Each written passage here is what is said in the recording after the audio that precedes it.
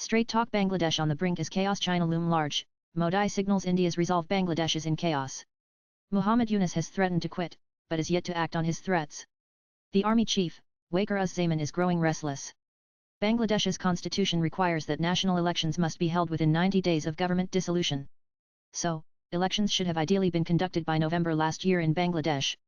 Yet, here we are in the May of 2025 and there are still no signs of elections being imminent. Instead of charting a course back to stability, Yunus and his interim government seem more focused on narrative control than crisis resolution, adopting a posture of victimhood while deflecting blame for a crisis that is largely self-inflicted.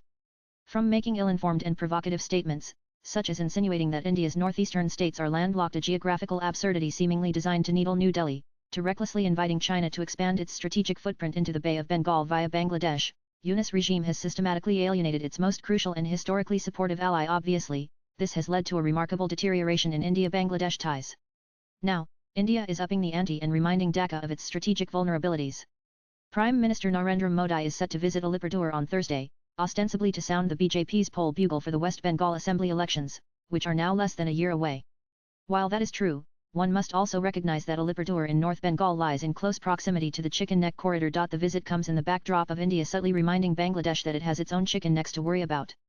Muhammad Yunus' brazen placation of both China and Pakistan has forced India to remind him of Bangladesh's vulnerable corridors. First is the 80-kilometer-long North Bangladesh corridor from Dhaka in Dinajpur in India's West Bengal to southwest Garo Hills in Meghalaya.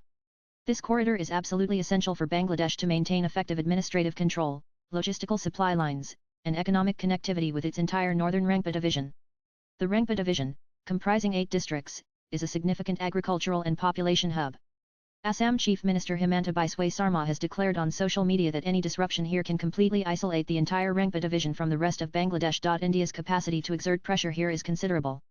Were the Siliguri corridor to face a tangible threat orchestrated or abetted by elements within Bangladesh, India could, with relative ease, severely constrict movement through this North Bangladesh corridor. The second critical pressure point is the Chittagong corridor. This is an even narrower strip, approximately 28 kilometers wide, running from near Belania in Tripura down to the Bay of Bengal. This corridor is the sole land link connecting the vital port city of Chittagong and the entire Chittagong Hill Tracts CHT region with the Bangladeshi mainland. Chittagong is not just Bangladesh's primary port, handling over 90% of its international trade. It's the economic lifeblood of the nation. Any significant disruption to this slender corridor would have catastrophic consequences for Bangladesh's economy. Consider the implications if India perceived a grave threat to its own strategic interests emanating from or facilitated by Bangladesh, particularly a threat that could sever its northeast, then ensuring the functionality of the Chittagong corridor for Dhaka would cease to be an Indian priority. Restricting access here could paralyze Bangladesh. Imports and exports would grind to a halt. Essential supplies to the mainland from its main port would be choked off. Essentially, by reminding Bangladesh of its vulnerabilities, India has made it clear beyond an iota of doubt that if push comes to shove, Dhaka stands to lose a lot more.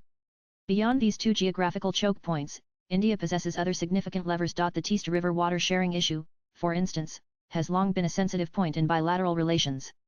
India, as the upper riparian state, controls the flow of the Teesta, which is crucial for irrigation in northern Bangladesh, particularly during the dry season. The Teesta also feeds agricultural demands in northern Bengal. While India has historically sought equitable solutions, in a scenario of heightened hostility initiated by Dhaka, a more assertive Indian stance on water management could inflict severe agricultural and ecological distress upon Bangladesh. New Delhi has already set the precedent to do so, by suspending the implementation of the Indus Waters Treaty with Pakistan. This precedent of decisive action, coupled with Prime Minister Modi's strategic signalling from Alipurduar and the stark illumination of Bangladesh's own critical choke points, paints an unambiguous picture for Dhaka. India's strategic patience has its limits, especially when the vital Siliguri corridor is put at risk by irresponsible policies and dangerous alignments in its immediate neighborhood. For instance, Chinese interest in developing Bangladesh's Lal Manirat Airport, which is critically close to the Siliguri corridor, has not been missed by New Delhi. The apprehension is that Chinese involvement in this project could end up making the airport suitable for both civilian as well as military operations. Swipe left for next video. Muhammad Yunus and his interim government must now make a critical choice: continue down this perilous path of confronting India, and invite a robust Indian response that could cripple the nation by leveraging some of Dhaka's many vulnerabilities. Or, they can heed the clear warnings, abandon their self-destructive anti-India posture, silence the radical jihadis, facilitate the long-overdue democratic elections that the army itself seems to desire, and steer Bangladesh back towards stability and constructive regional engagement.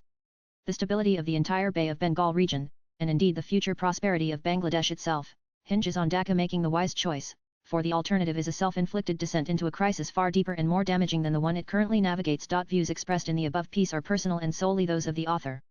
They do not necessarily reflect NEWS18's views. Latest blogs.